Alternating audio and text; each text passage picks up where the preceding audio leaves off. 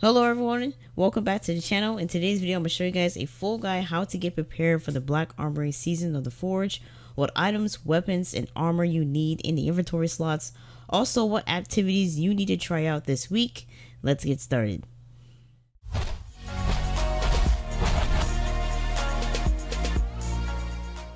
Destiny 2 Annual Pass first content is Black Armory. It comes out December 4th, 2018. The Annual Pass was meant to make the DLC more altogether instead of separate and dividing the community, plus give everybody involved with the fresh content. With the Annual Pass, you get new and returning exotics, new pinnacle weapons, new lore, new triumph records, in-game challenges, and much more.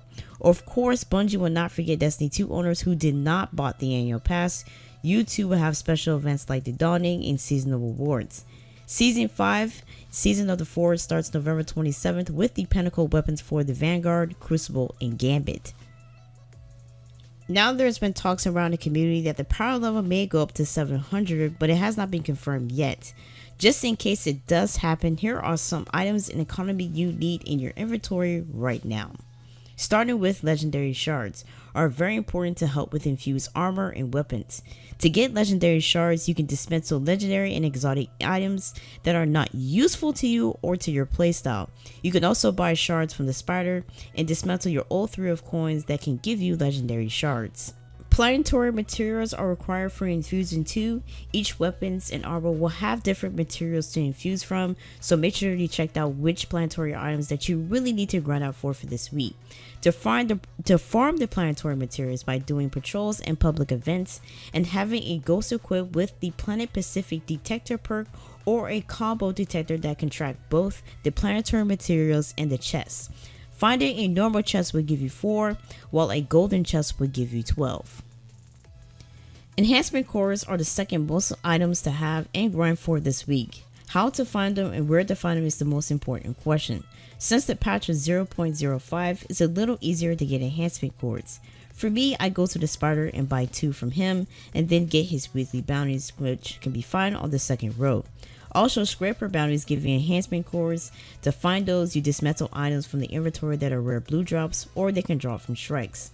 Having the finest matter wave active when you have boss kills can drop enhancement cores, and it will last until one will drop for you.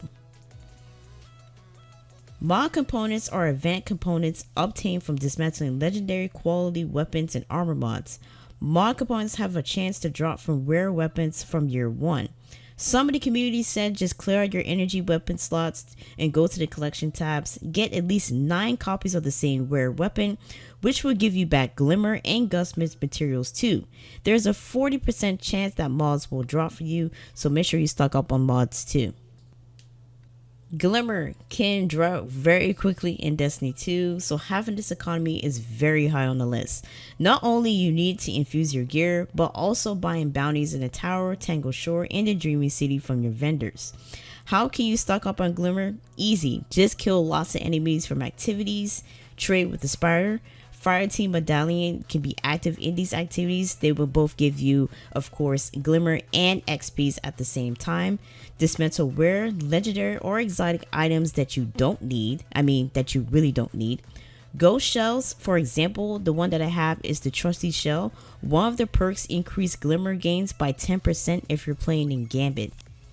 Plus, the Rainmaker will definitely give you a chance to create showers of Glimmer that can last up to 4 hours in the game, so make sure you have that active on any activity that you're doing this week in Destiny 2. Here are a list of other items that you need in your inventory: Fireteam Medallion, Raid Banner, Ghost Fragments, Crucible tokens, Vanguard tokens, and Gunsmith Materials. So make sure you stock up on those things. That will definitely help you out in Season 5 and heading into Black Armory. Destiny 2 Forsaken had a lot of great exotic gear to grind for in Season 4. We know that Season 5 will have exciting new weapons next week.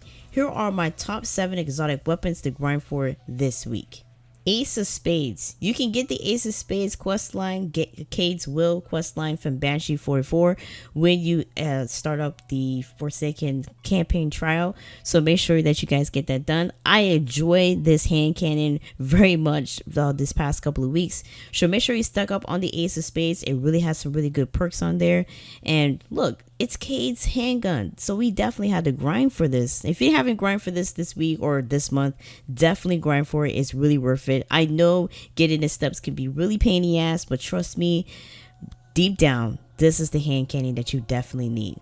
The Maleficent, if I'm pronouncing this right, the Maleficent is a hand cannon that is from the Gambit matches.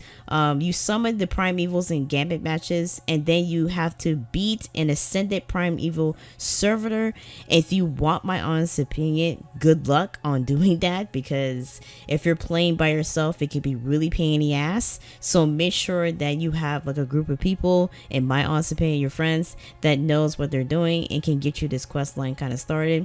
Some people said it's really worth getting, especially if you're a PvP person, so I would definitely get this weapon.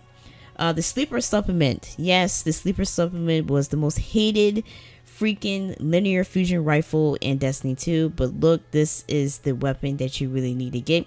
When you receive the Alicus handgun quest line, which is a reward, that will kind of continue the trend to get the sleeper supplement. There's many steps to get this, and I will make sure I leave tons of videos how to get each of those weapons that I mentioned before, so you can definitely grind for it. The Whisper of the Worm is a time limited event which appear on IO from Friday to Monday, so it will happen this week. So make sure that you grind for this sniper rifle. Really helps out in the Last Wish and other activities in Destiny 2. See, if you have not got this sniper rifle, make sure that you get it in your hands. So anything that we come across in the Black Armory missions, that you have this. Thunderlord, I have a video on how to get that. Check the icon on the top of this video to how to get this exclusive lovable machine gun that I love enjoying in Destiny 1 days. So make sure you guys grind for that. That's like an easy quest line you can definitely get out of all the rest that I mentioned. So the Thunderlord is a definitely good machine gun to get, and it has really great perks to take down enemies that are really bunched up together. The Wish Ender is another time event. That is the Shadow Throne that's happening this week, if I'm not mistaken. So make sure you guys check that out. That bow right there is very magnificent. It's very beautiful. And I need to grind for that for this week too. And yeah, pretty much I need to grind for that. 1000 Voices is a rare drop from the end of the Last Wish raid. Some of my friends who have this weapon said it's a really good weapon to kind of have. So if you have not got this fusion rifle, make sure you guys get it.